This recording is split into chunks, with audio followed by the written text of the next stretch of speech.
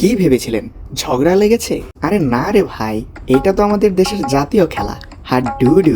ঐতিহ্যবাহী এই খেলাটি জাতীয় হওয়া সত্ত্বেও পর্যাপ্ত পৃষ্ঠপোষকতার অভাবে দিন দিন বিলুপ্ত হয়ে যাচ্ছে। তবে হ্যাঁ, গ্রামগঞ্জে কিন্তু এই খেলাটি এখনও জনপ্রিয় রয়েছে।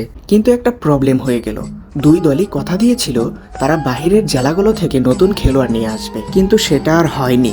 এই দুইটা আঙ্কেলকে দেখেন, মনে হয় দুপুরে না খেয়ে এসেছে। কি আর বলবো, খেলোয়াড়দের কন্ডিশন আর বডি ফিটনেস দেখে দর্শকরাও খেপে গেছে। সবাই একসাথে ভুয়া ভুয়া বলে ডাক শুরু করেছিল। আর এই চাচা তো নিজের টিকিটের টাকা ফেরত চেয়ে বসেছেন। যাই হোক, পরিবেশটা ঠান্ডা হওয়ার পর খেলাটা অবশেষে শুরু হয় আর দর্শকদের সংখ্যাও ধীরে ধীরে বাড়তে থাকে। এই খেলোয়াড়টাকে দেখেন, চট্টগ্রাম থেকে এসেছিল এই খেলোয়াড়টা। মোটামুটি ভালোই খেলে, দেখতে দেখতে একটা পয়েন্ট নিয়ে ফেললো।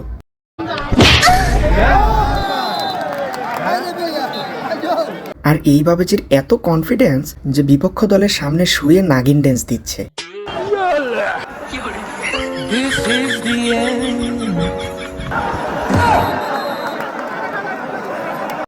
আর ইনি হচ্ছে দিদার, বাগেরহাট থেকে।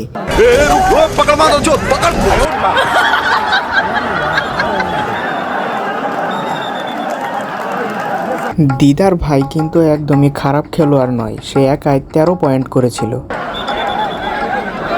আর তার কারণেই কিন্তু পুরো ম্যাচটা জেতা সম্ভব হয়েছে। খেলা দেখতে দেখতে নতুন খেলোয়াড়ের আমদানি। এই বাবাজিকে দেখেন, তার এত ওভার কনফিডেন্স যে বিপক্ষ দলের সামনে পুশ আপ মারে। দেখো দেখি কেমন লাগে।